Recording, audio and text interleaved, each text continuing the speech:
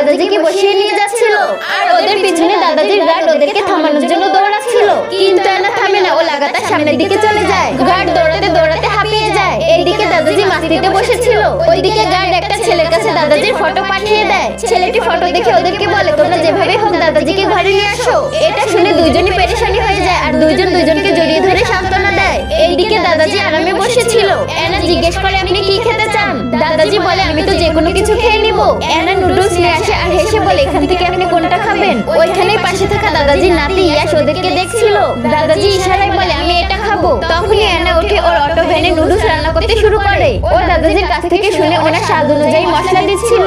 দাদাজি ওকে দেখে ভাবে অনেক শিক্ষিত মেয়ে। ইয়াশও এসব দেখে কিছু ভাবতে থাকে। ও দাদাজিকে ফোন করে জিজ্ঞেস করে, তুমি কোথায় দাদাজি? কিন্তু দাদাজি বাহানা বানিয়ে কথা ঘুরিয়ে ফেলে। অ্যানা নুডলস বানিয়ে নিয়ে আসে। ইয়াশ আবার বলে, তুমি সময় মতো ঘরে ফিরে এসো। এতটুকুই বলে ইয়াশ